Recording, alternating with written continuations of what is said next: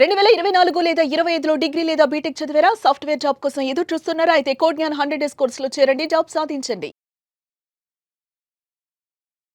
Welcome to Suman TV. నేను మీ Suman TV Nag. Annulment and divorce ఈ రెండిటి మధ్య ఉన్నటువంటి డిఫరెన్స్ ఏంటి?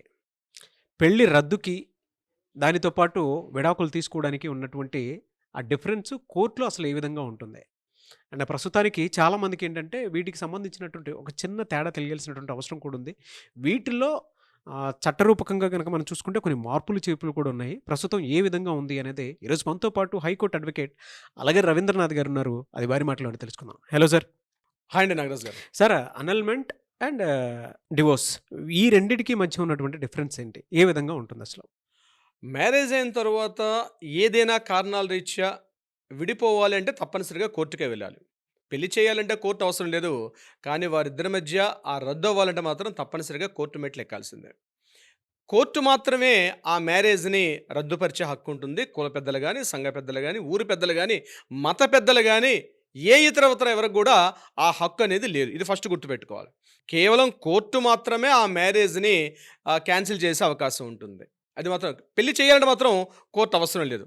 ఇరు వర్గాలు కలిస్తే పెళ్లి అయిపోతుంది. కానీ ఆ పెళ్లిని మాత్రం రద్దు చేయాలంటే తప్పనిసరిగా కోర్టును మాత్రం ఆశ్రయించాల్సిందే. చాలామంది పెళ్ళైన తర్వాత ఆ పెళ్లిని రద్దుపరిచేది కేవలం విడాకులు అనుకుంటారు. విడాకులే కాకుండా ఇప్పుడు మీరు ఇందాక మాట్లాడినట్టుగా అనల్మెంట్ అనేటువంటి ఒక వర్డ్ కూడా కోర్టులో ఉంది. ఇది హిందూ మ్యారేజ్ యాక్ట్ 1955 సెక్షన్ 11 ప్రకారం స్పష్టంగా చెప్తుంది. కొన్ని సందర్భాల్లో అనల్మెంట్ చేస్తారు. ఏంటి అనల్మెంట్ అంటే ఏంటి మనం తెలుసుకునే ప్రయత్నం చేద్దాం నాగరాజు గారు. అనల్మెంట్ ఏంటంటే వివాహాన్ని పూర్తిగా రద్దు చేయడం. వివాహమే జరగలేదు అంటే ఆ ముందు వివాహాన్ని అసలు లీగల్గా యాక్సెప్టెన్సే కోర్టు ఇవ్వదు. దాన్ని రద్దుపరచడం అంటే వివాహాన్ని పరిగణలోనికి కన్సిడర్ చేయదు. ఆ రద్దు అసలు కన్సిడర్ చేయదని, అసలు మ్యారేజ్ని కన్సిడర్ చేయనప్పుడు దాన్ని అనల్మెంట్ అంటారు. మ్యారేజ్ని కన్సిడర్ చేసి ఆ మ్యారేజ్ని రద్దుపరిస్తే దాన్ని డివోర్స్ అంటారు, లేకపోతే విడాకులు అంటారు. ఈ రెండు కూడా రెండు పదాలు.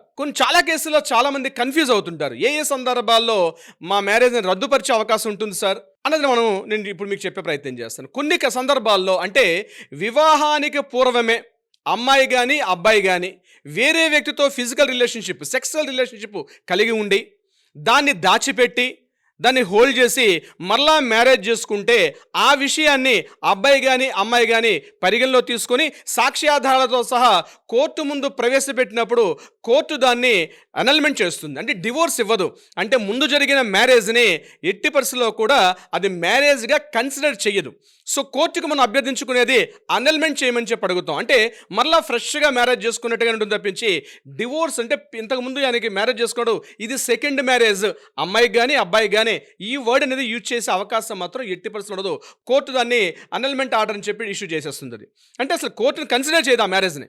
బిఫోర్ మ్యారేజ్ అమ్మాయి కానీ అబ్బాయి కానీ వేరే వ్యక్తితో లైంగికంగా రిలేషన్షిప్లో కలిసి ఉన్నప్పుడు అటువంటి సందర్భాల్లో అవి ప్రూఫ్ చేయగలిగితే డెఫినెట్గా దాన్ని అనల్మెంట్ అంటారు. ఇది సెక్షన్ 11 హెచ్ఎంఏ యాక్ట్ అంటారు. హిందూ మ్యారేజ్ యాక్ట్ 1955 ప్రకారం క్లియర్గా మెన్షన్ చేసి ఉంటుంది. అలా కాకుండా అంటే ఇక్కడ గుర్తుపెట్టుకోవాల్సిన విషయం ఏంటంటే నాగరాజు గారు, మ్యారేజ్ అయిన తర్వాత అమ్మాయి కానీ అబ్బాయి కానీ వేరే ఆపోజిట్ జెండర్తో రిలేషన్షిప్ పెట్టుకుంటే దాన్ని అడల్టరీ అంటారు.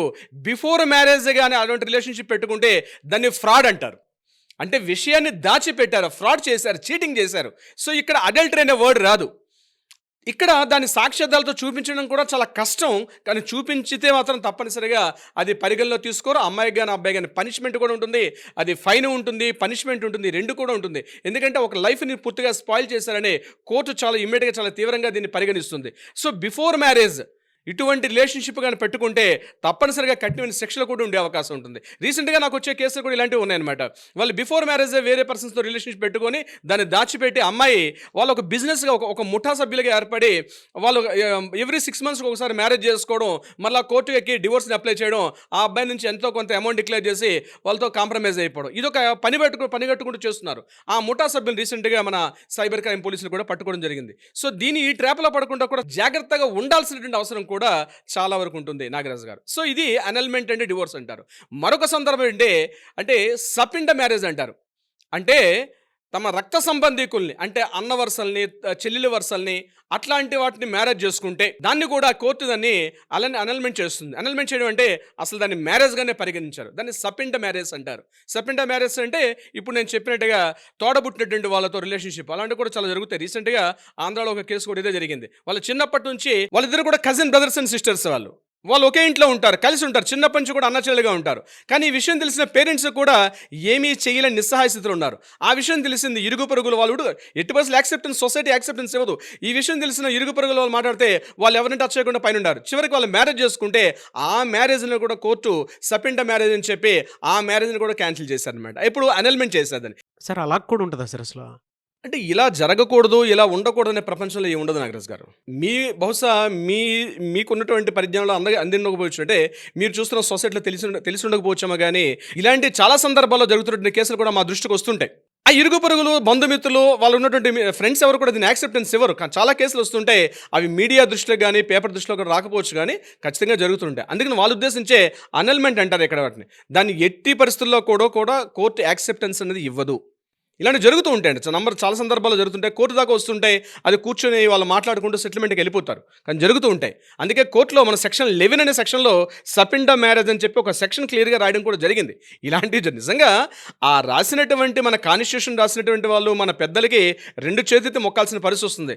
ఇలాంటి వ్యక్తులు, మహానుభావులు బహుశా పూర్వకాలం ఇంకో 100 ఏళ్ళ పుడతారని చెప్పేనేమో అప్పటికే అంబేద్కర్ లాంటి వాళ్ళు ఈ చట్టాలను అప్పుడే రాసి పెట్టుకున్నారు. వాళ్ళందరికీ ఎన్నిసార్లు మనం పొద్దున్నే ఎన్ని రకాలు చేసుకున్నా వాళ్ళ రుణాన్ని మనం తీర్చుకోలేం. చూడండి, సపిండ మ్యారేజ్ అనేవి కూడా ఉంటాయని వాళ్ళు ఊహించి రాశారంటే ఖచ్చితంగా వాళ్ళకి ఎంత దురదృష్టి ఉంటుందో. ఖచ్చితంగా ఉన్నాయి నాగరాజు గారు, జరుగుతూ కూడా ఉంటాయి ఇట్లాంటి విషయాలు కూడా. Okay. So annulment and divorce అనే విషయంలో కూడా వివాహాన్ని రద్దుపరచుకోవడమా లేకపోతే వివాహాన్ని క్యాన్సిల్ చేసుకోవడమా? సో బిఫోర్ మ్యారేజ్ కానీ అలాగే బలవంతంగా పెళ్లి చేసుకొని మైనర్స్ మ్యారేజ్ చేసేసుకుంటారు. ఇద్దరు మైనర్స్ మ్యారేజ్ చేసేసుకొని మేము మైనర్స్ కాబట్టి మా మ్యారేజ్ వ్యాలిడిటీ అవుతుందంటే మైనర్స్ మ్యారేజ్ చేసుకుందాన్ని కూడా అనల్మెంట్ చేస్తారు. ఆ మ్యారేజ్ని కూడా ఎట్టి పరిస్థితుల్లో కూడా డివోర్స్ అంటారు, దాన్ని కూడా అనల్మెంట్ చేసుకుంటారు. ఏదైనా గుర్తుపెట్టుకోండి, ఇప్పుడున్నటువంటి మోడర్న్ సొసైటీలో పెరిగినటువంటి ఈ కార్పొరేట్ కల్చర్లో ఏమవుతుందంటే నాగరాజు గారు, అనేక రకాలుగా ఈ సోషల్ మీడియాలో ఎవరెవరికి ఏం ప్రీవియస్ రిలేషన్స్ ఉన్నాయో అర్థం కాదు. కూర్చుంటారో మాట్లాడుకున్న అందంగా ఉన్నారని మాట్లాడుకుంటారు, కట్న కానుకలు మాట్లాడుకుంటారు, అన్ని విషయాలు మాట్లాడుకొని ఓకే యాక్సెప్టెన్స్ అయిపోతే. కానీ తరువాత మాట్లాడుకుంటే ఇలాంటివన్నీ వెలుగులోకి వచ్చాక ఎవరిని ఆశ్రయించాలి, ఎలా వెళ్ళాలి, ఎవరితో మాట్లాడాలి, ఎవరితో కన్సల్ట్ చేయాలి తెలియక చాలా కన్ఫ్యూజ్ అయిపోయి డివోర్స్కి వెళ్ళాలనుకుంటారు. డివోర్స్ ఒక్కటే కాదండి, లీగల్లో అనల్మెంట్ అనేది కూడా ఉంది. ఇలాంటివి చాలా చోట్ల జరుగుతూ ఉంటాయి. బట్ గుర్తు పెట్టుకుని అంటే ఐడెంటిఫై చేయడం చాలా తక్కువ. ఖచ్చితంగా ఐడెంటిఫై చేయాలంటే మాత్రం సాక్ష్యాధారాలు చాలా ఇంపార్టెంట్. అవి ప్రూవ్ చేయగలిగితే మాత్రమే ఇట్లాంటి వాటికి ఒక కంక్లూజన్ దొరికే అవకాశం ఉంటుంది నాగరాజు గారు. ఓకే.